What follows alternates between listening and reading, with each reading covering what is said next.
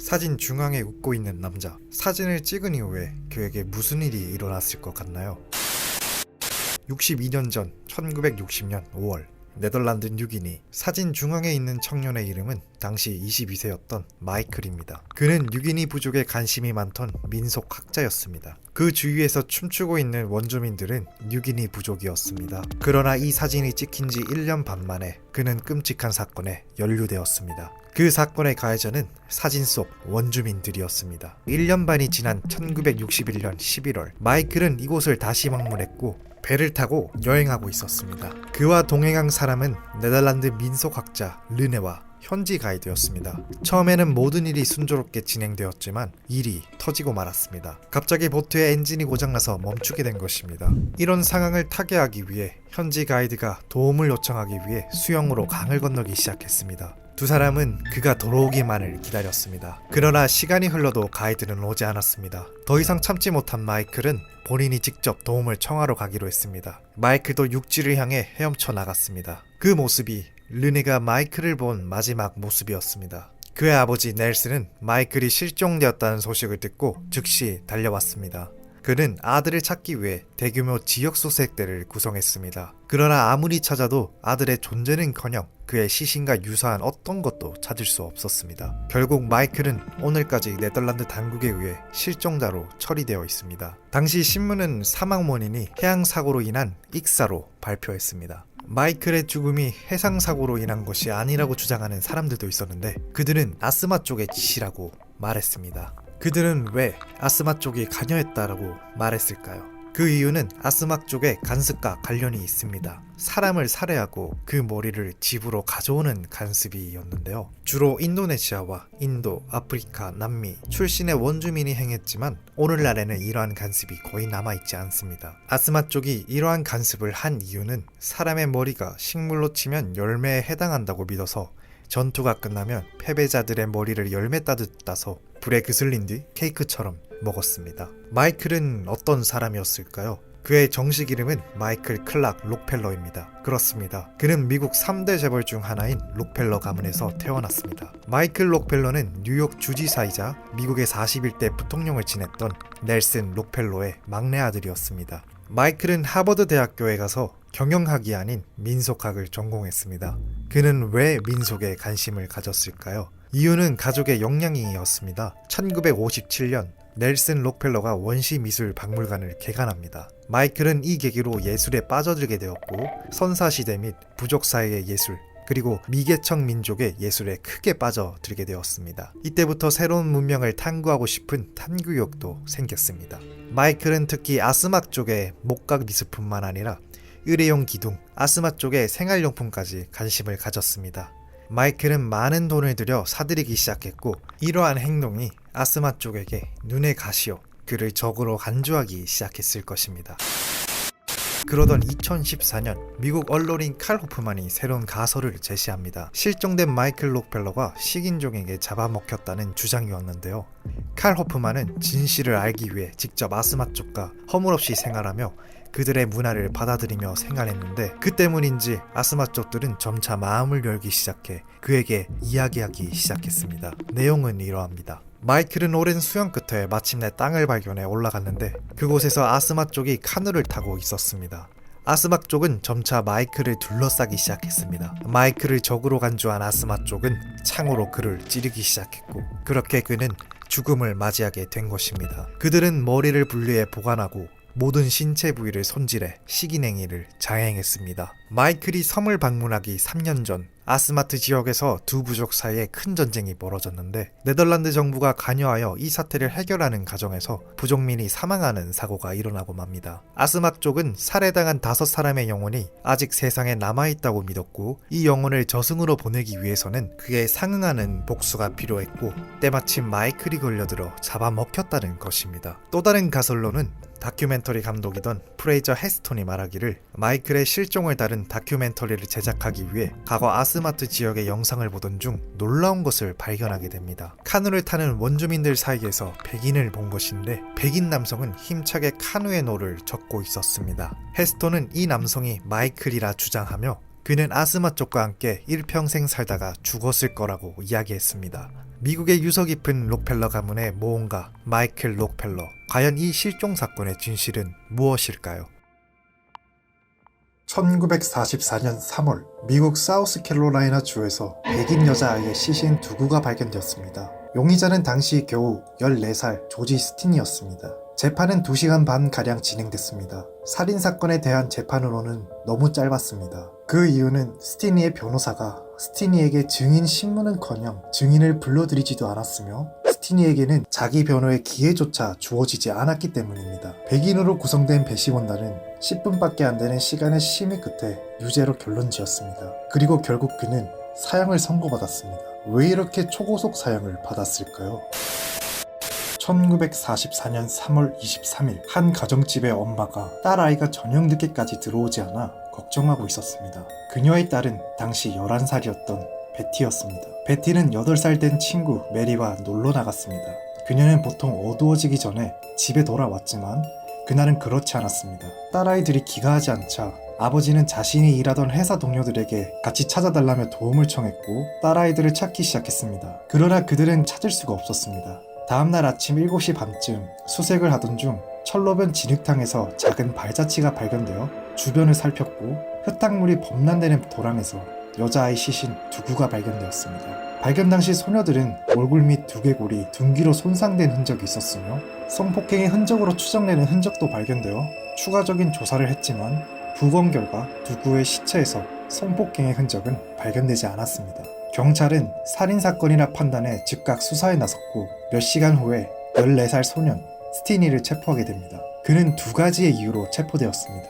우선 첫 번째는 범행 장소가 스티니가 살던 근처였고 두 번째로는 스티니가 2명의 소녀들과 이야기를 나눈 것이 목격되었다는 것입니다. 체포된 스티니는 1시간도 안 되어 자신의 죄를 자백하기 시작했습니다. 마침내 사건의 전모가 밝혀지기 시작했습니다. 내용은 이러합니다. 베티와 메리는 자전거를 타고 있었습니다. 그들은 인카나타 시계초라는 꽃을 찾고 있었는데 아무리 찾아도 찾을 수가 없어 지나가는 사람에게 꽃이 있는 곳을 물어보게 되었고 질문을 받은 사람이 바로 스티니였습니다. 스티니는 직접 꽃이 있는 곳까지 안내하게 되었는데 왜인지 갑자기 살인 충동을 느꼈고 주변에 있던 레일 스파이크를 집어들어 바로 메리의 머리를 내려쳤고 그리고 베티의 머리를 내려쳤습니다.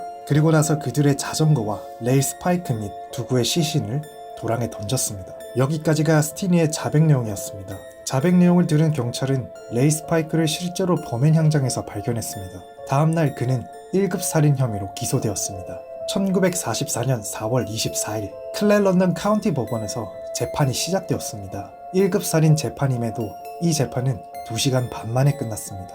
스티니의 변호사는 제대로 변호하지 않았고 스티니의 나이만을 강조하며 사형만은 면해달라고 변호할 뿐이었습니다. 하지만 배심원들은 10분 만에 의견을 일치시키며 사형을 판결했습니다. 당시 사우스캐롤라이나 주에서는 14세 이상을 성인으로 취급하고 있어 사형이 내려졌습니다.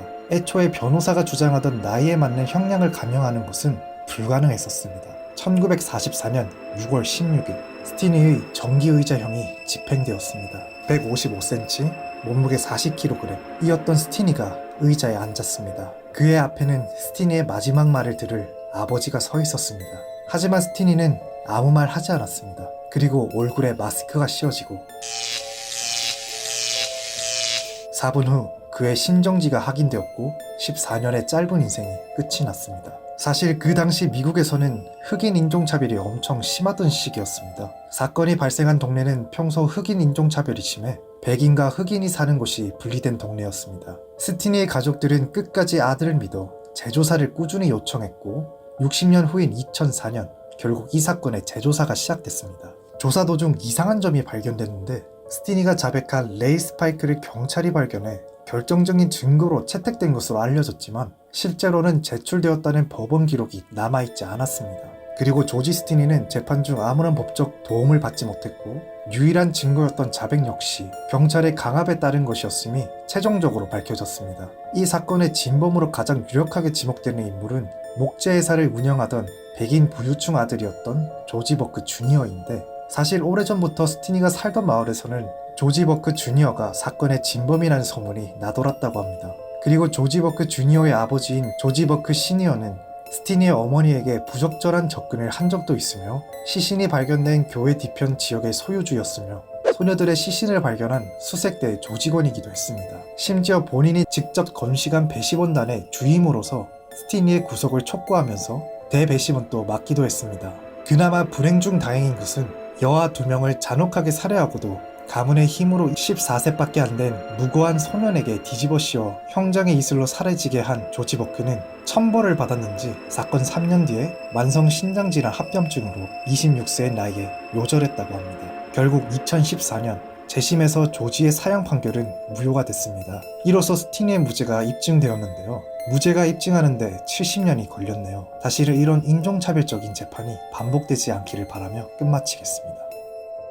혹시 택시를 탔는데 택시기사가 살인자면 어떻게 하시겠습니까? 1996년 히로시마현에서 늦은 저녁 한 택시기사가 운전 중이었습니다. 승객은 젊은 여성이었고 택시기사는 30대에 불과한 평범한 남성처럼 보였습니다. 잠시 후 갑자기 택시가 멈췄습니다. 기사는 택시가 갑자기 멈추는 것에 놀란 승객에게 유쾌하게 사투리로 말했습니다. 엔진 상태가 안 좋아서 그런데 발밑에 시트 좀 걷어줄 수 있어요? 저는 배선하긴 좀 할게요. 승객은 아무런 의심 없이 그를 도왔습니다. 그 순간 택시기사가 승객 뒤에서 넥타이로 목을 졸라 질식사시켰습니다. 그렇습니다. 택시기사는 많은 사람을 재미로 살해하던 연쇄살인범이었습니다. 1996년 히로시마현. 훗날 연쇄살인범이라고 불리는 남자는 당시 34세의 히다카 히로아키. 그는 히로시마현의 택시기사였습니다. 평범한 택시기사로 보이지만 그의 삶은 순탄치 않았습니다. 택시기사로서의 수입은 꽤 괜찮았지만 도박과 술, 여자 문제로 인해 빚까지 지고 있었습니다. 그의 빚은 점점 늘어나기 시작했습니다. 1996년 4월 18일 신텐지 공원으로 차를 몰고 지나가다가 공원에 서 있는 한 소녀를 발견합니다. 그는 놀고 싶어? 라고 그녀에게 말했습니다. 그 소녀는 고개를 끄덕이고 그의 택시에 탔습니다. 당시 이 공원은 매춘과 원조 교제가 이루어지던 공원이었습니다. 그렇습니다. 소녀는 그곳에서 고객을 기다리고 있었던 것입니다. 그들은 곧바로 호텔로 갔고 그가 그녀에게 돈을 건네자 소녀는 뺨에 눈물을 흘리며 자신의 이야기를 하기 시작했습니다. 오사카에서 아버지의 빚을 갚기 위해 이곳에 왔어요. 저한테는 할머니밖에 없어요. 지금 10만엔 정도 있는데 이제 빚을 갚으러 구레시에 가려고 해요. 이 말을 들은 히로아키는 소녀의 사정이 딱했는지 곧장 구레시로 데려다 주겠다며 그 둘은 호텔을 나와 이동했습니다. 그는 문득 생각했습니다. 소녀가 가지고 있는 10만 엔이면 내 빚을 갚을 수 있을 텐데. 게다가 이 소녀와 초면이고 실종이 되더라도 아무도 소녀를 찾지 않을 것이라는 생각에 더욱더 이상한 생각을 가지게 됩니다. 히로아키는 결심을 내렸는지 택시를 멈추게 됩니다. 무슨 일인지 궁금해하던 소녀에게 엔진 상태가 안 좋아서 그런데 발밑에 시트 좀 걷어줄 수 있어요? 저는 배선하긴 좀 할게요. 소녀는 아무런 의심 없이 돕기 시작했고 그 순간 소녀의 등 뒤로 돌아가서 넥타이로 목을 졸랐습니다. 소녀가 쓰러지자 히로아키는 지갑을 찾아 돈을 챙기려 했는데 10만엔은 없었고 5만엔 뿐이었습니다. 1996년 5월 6일 소녀가 살해된 지 18일 만에 시신이 발견되어 경찰이 수사에 나섰고 수사로 밝혀진 바에 의하면 소녀는 고교생 1학년이었으며 사실은 정상적인 가정을 이루고 있던 딸아이였습니다. 이 소식을 뉴스로 접한 히로아키는 매우 분노했습니다. 시간이 흘러 3개월이 지나도 경찰은 뚜렷한 물증이 없어 범인을 특정할 수 없었습니다. 이러한 상황 때문에 히로아키는 체포될 것 같은 불안감이 점차 경찰은 나를 잡을 수 없다는 자신감으로 바뀌기 시작했습니다. 1996년 8월 12일 첫 번째 살인이 일어난 지 4개월 후 그는 신텐지 공원 근처 술집에서 일하는 여성과 이야기를 나누게 됩니다. 그녀와 시간을 보낸 후 그는 그녀에게 집까지 태워다 주겠다며 제안했습니다. 그 이후 그는 지난번과 같은 방식으로 그 여성을 질식사시켰습니다. 세 번째 살인은 1996년 9월 7일 피해자는 예전부터 알고 지내던 칵테일 웨이터였습니다. 그녀도 똑같은 방식으로 살해됐으며 8만엔을 훔쳐 강변 도랑에 시신을 버렸습니다. 살인하면 할수록 그는 더욱더 자신감을 느끼게 되었습니다. 그는 왜 이렇게 망가지게 되었을까요? 1962년 미야자키현 한 농가의 집안의 셋째로 히로아키는 태어납니다. 그는 똑똑해 지역 명문 고등학교에 입학했습니다. 공부뿐만 아니라 운동도 잘해 학교 마라톤 대회에서 우승하기도 했습니다. 그는 학생들을 가르치는 교사가 되고 싶었습니다. 히로아키가 고교생 3학년이 되었을 때 스쿠바 대학이라는 명문 대학교에 지원했지만 떨어지고 삼지망 대학 입시에서도 떨어지게 됩니다. 겨우겨우 사립대학교에 들어갔지만 본인의 꿈과 멀어진 것만 같은 좌절감에 수업에 출석하지 않게 되고 결국 중퇴를 하게 됩니다. 그는 고향에 돌아와 친구들에게 사법시험을 공부하기 위해 다시 돌아왔다고 했으며 후에는 비정규직으로 취직하여 일했지만 역시나 본인의 처지를 인정하지 못해 이때부터 도박, 술, 여자에 빠지게 됩니다. 그는 점점 거칠어졌고 결국 돈이 부족해져 절도 혐의로 체포되어 징역 2년의 실형을 선고받고 복역합니다. 1989년 석방된 그는 히로시마로 가서 택시 운전사로 일을 시작합니다. 3년 뒤 히로아키는 한 여성과 결혼을 해 인생을 바꿀 기회가 생기게 됩니다. 자식도 생기면서 그는 정상적인 생활을 하게 됩니다. 그러나 이 상황은 오래가지 못했는데 아내가 급작스럽게 정신질환을 앓게 되어 혼잣말을 하고 이상한 소리를 내며 정신이 이상해져 점점 그녀를 제어할 수 없게 됐습니다. 결국 아내는 병원에 입원하게 되고 그의 가정은 이렇게 무너지고 말았습니다. 점점 그는 더욱더 타락해 밤마다 유흥을 즐기게 되었고 많은 빚을 지게 되었습니다. 이러한 과정을 거치며 그가 살인을 저지르게 된 것입니다. 1996년 9월 14일 그가 세 번째 살인 후 일주일도 안 되어 다음 살인을 하기로 결심했습니다. 대상은 예전부터 알고 지내던 여성이었습니다. 그날도 시트를 발밑으로 말아달라고 부탁했지만 뜻밖의 일이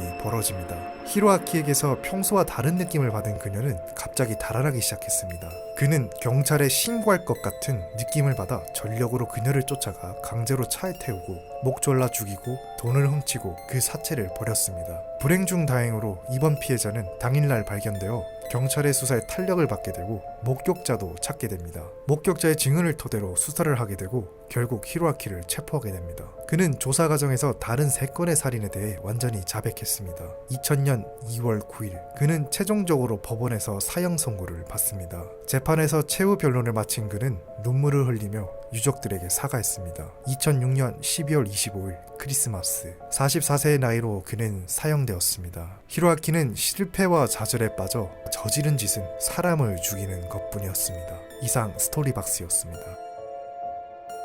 1997년 5월 27일 효고현 고베 인근 중학교를 지나가던 한 남성이 중학교 정문 앞에서 검은 비닐봉지를 발견합니다. 그 봉투를 열어본 남성은 비명을 질렀는데 그 이유는 봉투 안에 훼손된 머리가 절단된 채로 있었기 때문입니다. 그리고 피해자의 입안에서 메모가 발견되었는데 내용은 이러합니다. 게임이 시작됐습니다. 무중한 경찰 제군, 나를 저지해보시게. 나는 살인이 즐거워서 참을 수가 없어. 사람이 죽는 게 보고 싶어 미치겠어. 학교 살인에 사카키바라. 시신의 머리가 발견된 날 몸통은 인근 산의 케이블 TV 안테나 시설 지하에서 발견됩니다. 가해자는 자물쇠를 부수고 시설에 진입했고 범행 이후엔 새 자물쇠로 교체하였습니다. 이에 경찰은 이 기간 인근 지역에서 판매된 자물쇠 구매자를 모두 파악했고 조사에 나섰습니다. 그러던 1997년 6월 4일 사카키바라는 마치 경찰을 조롱하는 듯한 행동을 했는데 고베 신문사로 편지를 보낸 것이었습니다. 자신을 투명 인간으로 묘사하는 등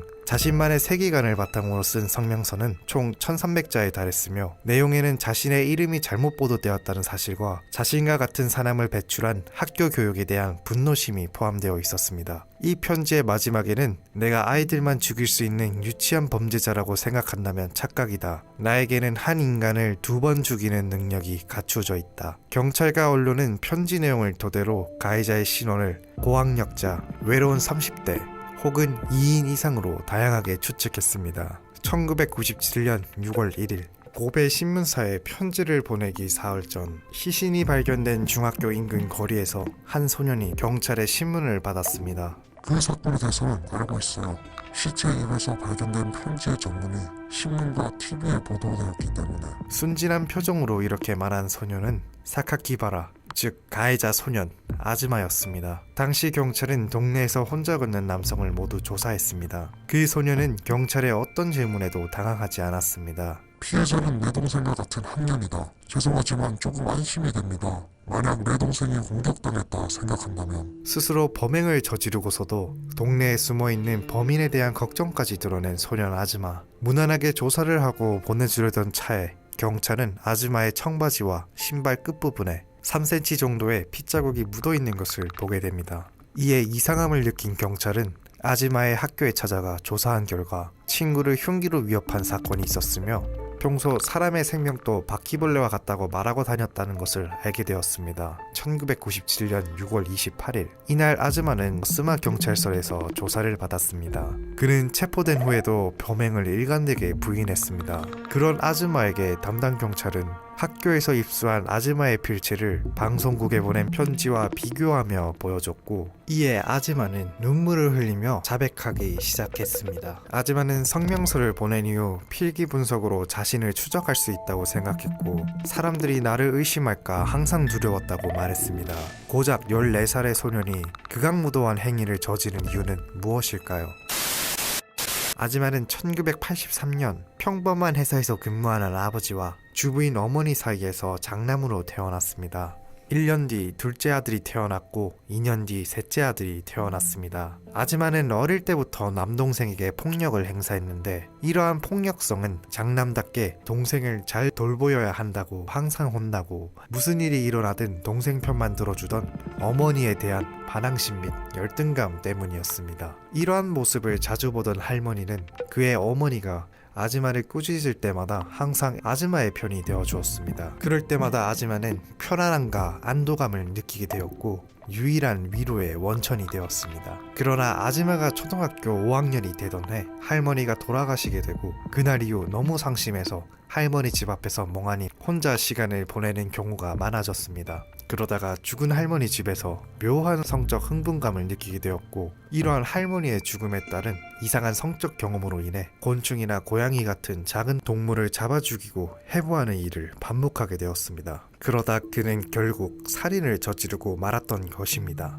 1997년 2월 10일 아즈마는 살인 충동을 제어할 수가 없게 되었습니다. 이날부터 그는 지역 학교 아이들에게 해를 끼치기 시작했습니다. 이날 아즈마는 고무망치로 여자 초등학생 2명을 습격했고, 그중 1명은 심각한 부상을 입게 되었습니다. 그리고 약 한 달 뒤 더 위험한 금속 망치로 무기를 받고 한 소녀를 공격했고, 10분 후에는 칼로 다른 소녀를 찔렀습니다. 이 가운데 망치로 맞은 소녀는 숨졌고 결국 첫 번째 살인이 일어나고 말았습니다. 살인을 저질러도 아무런 일이 아즈마에게 일어나지 않자 점점 더 통제불능 상태가 되어갔습니다. 1997년 5월 24일 자전거를 타며 집 근처 거리를 배회하고 있었습니다. 이때 우연히 그의 앞에 걷고 있는 남학생은 아즈마 남동생의 동급생으로 그의 집에 여러 차례 방문한 적이 있었습니다. 아즈마는 평소 그 남학생을 순수하며 깨끗한 존재로 여겼는데 이미 살인으로 더러워진 자신을 순수한 미소로 위로해주던 소년에게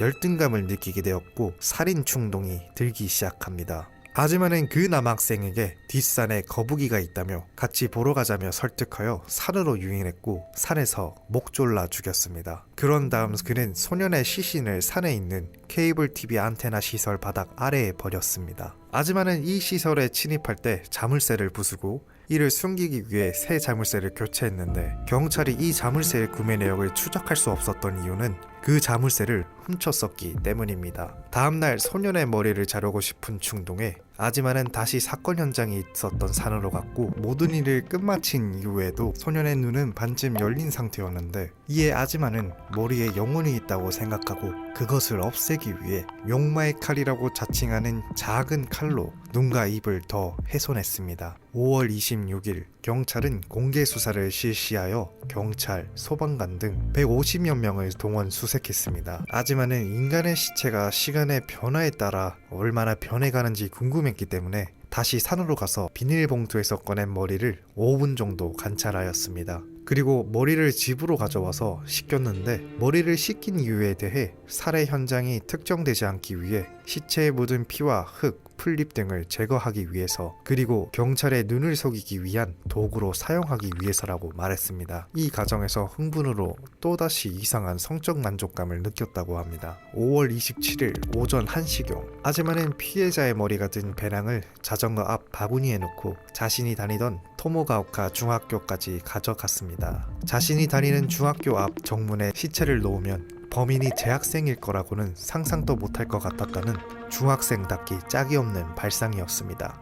1997년 10월 정신과 의사의 감정열과 아즈마는 반사회적 인격장애에 준하는 장애로 진단되어 의료 소년원에 송치하였습니다. 이후 그는 가석방과 집행유예로 풀려났고 2005년이 되어서 사회에 복귀하였습니다. 이후 아즈마는 유족들에게 여러 차례 사과 편지를 썼으나 유족들은 받아들이지 않았습니다. 그러던 2015년 아즈마는 자신의 범죄를 회고록으로 출판했습니다. 그리고 자신만의 홈페이지와 이메일까지 개설해 유족들과의 갈등이 다시 심화되었습니다. 아즈마는 출판 수익금으로 유족들의 위자료 상환으로 사용하고 싶다고 밝혔으나 진정성은 느껴지지 않습니다. 오늘 준비한 영상은 여기까지입니다. 감사합니다.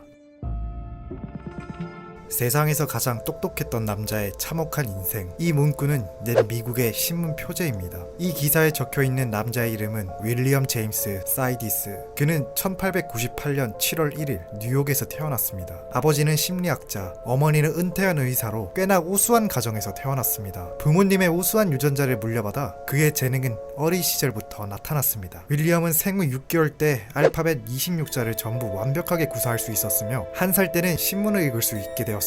게다가 2살이 되었을 때는 라틴어를, 3살에는 그리스어를 완벽하게 구사했습니다. 그는 어떠한 도움도 없이 자신의 힘으로만 공부해서 익혔습니다. 지적 탐구심은 여기서 그칠 줄 모르고 여러가지 학술서를 섭렵하고 얼음뺨치는 지식을 계속 익혀갔습니다. 그 결과 11살이 되었을 때 하버드 대학교에 입학했으며 하버드 대학교의 역대 최연소 입학생이라는 기록을 세웠습니다. 이 시기에 윌리엄의 IQ를 검사했는데 검사 결과 IQ는 300이었습니다. 이러한 천재가 어떻게 탄생한 건지 어린 시절로 다시 돌아가 보겠습니다.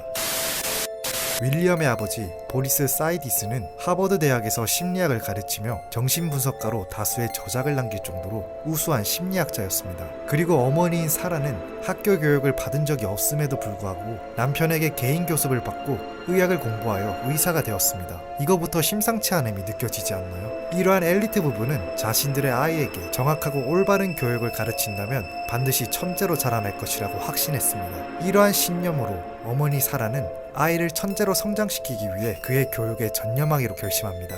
조기 영재 교육을 통해 그의 인격에 지식 욕구를 옮겨 심었습니다. 교육에 전념하기 위해 그녀는 의사의 일을 그만두기까지 했습니다. 사라는 아기 윌리엄이 자는 요람에 알파벳 카드를 늘어놓았습니다. 언뜻 보면 그렇게 의미가 없어 보이는데요. 그러나 이 수법은 윌리엄에게 절대적인 성과를 주었습니다. 무려 윌리엄이 알파벳을 생후 반년 만에 마스터한 것입니다. 생후 8개월이 되었을 때는 알파벳뿐만 아니라 영어로 대화도 할 수 있었습니다. 이러한 성장을 보여주는 윌리엄에게 아버지 보리스는 더 좋은 교육을 위해서 윌리엄이 4살 생일 때 선물로 갈리아 전기를 주게 됩니다. 이 책의 저자는 율리우스 카이사르, 고대 로마의 정치가이며 주사위는 이미 던져졌다 라는 명언으로 유명한 황제의 어원이 된 인물입니다. 이 책은 라틴어로 적혀 있으며 어른들이 읽어도 이해하기 힘든 책이었습니다. 그러나 윌리엄은 이 책을 어려움 없이 다 읽었습니다. 확실한 건 윌리엄에게는 놀라운 언어 습득 능력이 있었던 것입니다. 이 시기에 윌리엄은 영어 이외에도 이미 라틴어와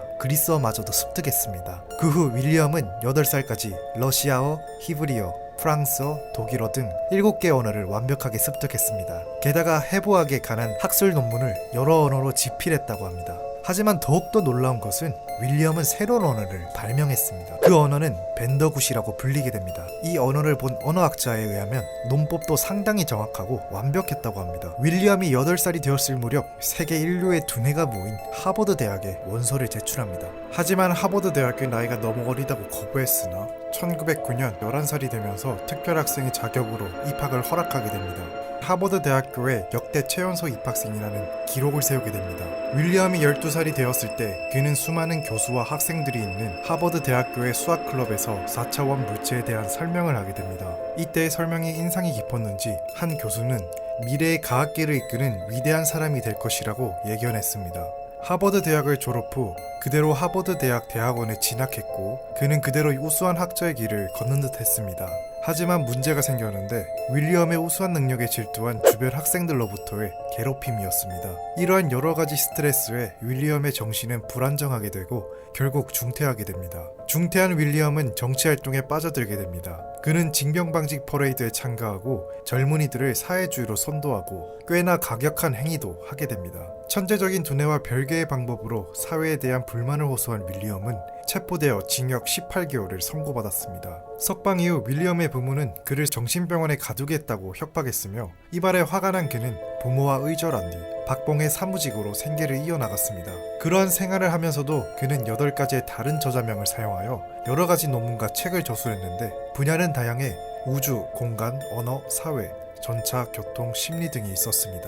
윌리엄이 본명으로 활동하지 않은 이유가 있었는데 윌리엄의 생활을 일거수일투족 기사화하는 언론이 비방과 비꼬는 식의 기사를 자주 신문에 실어 자신의 존재를 감추게 되었던 것이었습니다. 결국 윌리엄은 언론들을 상대로 사생활 침해로 고소했지만 당신은 너무 유명하기 때문에 사실상 공인이다 라고 판정해 지방법원과 고등법원에서 패소했습니다. 그러나 윌리엄은 7년간의 힘든 법정 싸움 끝에 연방정부 대법원에서 자신의 권리를 결국 인정받게 됩니다. 그 직후 1945년 그는 뇌졸중으로 46세의 나이에 사망하게 됩니다. 그의 말년을 함께했던 한 사람은 이렇게 말했습니다. 그는 외롭고 슬픈 사람들이 느끼는 만성적인 슬픔을 갖고 있었습니다.